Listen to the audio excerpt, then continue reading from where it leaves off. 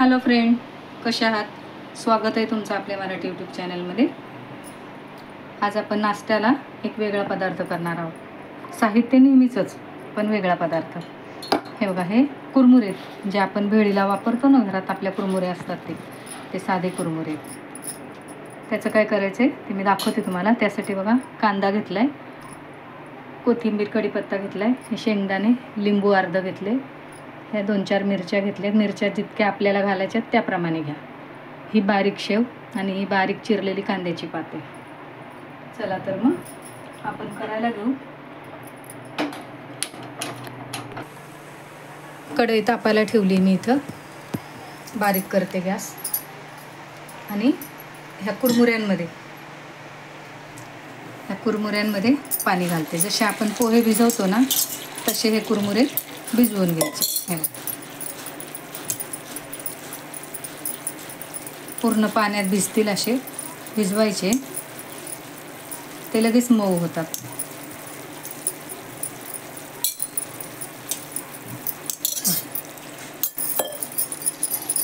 हे असे पाण्यात घालून घ्यायचे.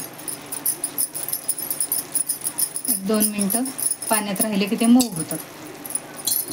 तोपर्यंत आपण तेल घालते मी कढईत.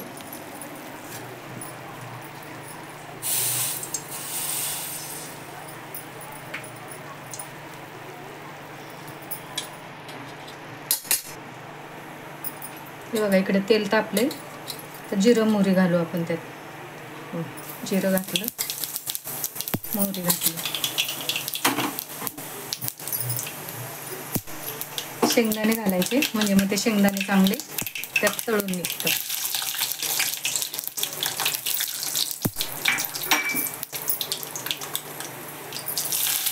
कढीपत्ता, कोथिंबीर घातली.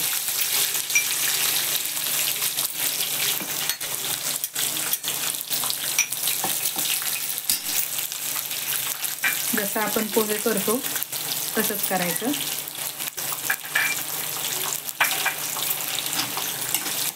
शेंगदाणे तळले ना त्यात चांगले, की मग कांदा घालायचा. बघा, कांदा जरा जास्त घालायचा.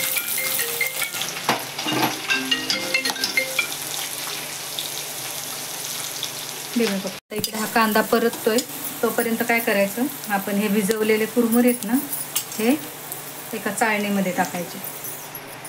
हे बघा, इकडे हा कांदा परततोय आपला, तोपर्यंत हे कुरमुरे ना मी हे बघा हे असे गाळून घेतले. जरा आपण पोहे कसे भिजवून ठेवतो तसं हे पूर्ण पाण्यात भिजत घातलेले ना, मग ते हे बघा असे चांगले पिळून घ्यायला लागतं. हे बघा, ह्यात आता बिलकुल पाणी नाही राहिलं. गाळून घेतले मी, चांगले पिळून घ्यायचे चांगले.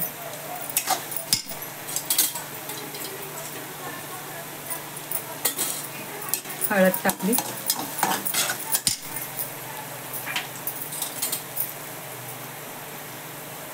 मीठ टाकलं. आता हे कुरमुरे त्यात टाकून द्यायचे.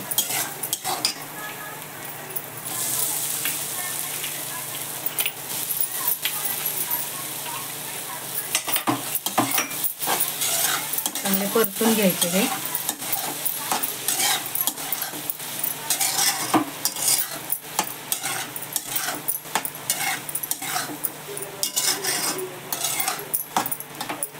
गॅस मोठा करते जरा चांगला, मस्त परततात ते मासे.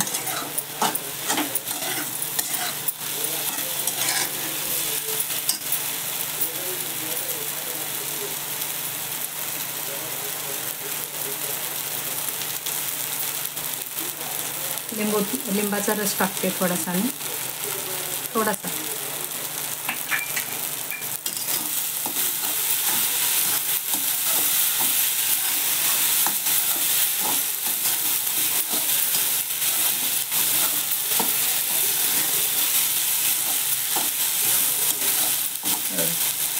ह्याला सुसला म्हणतात.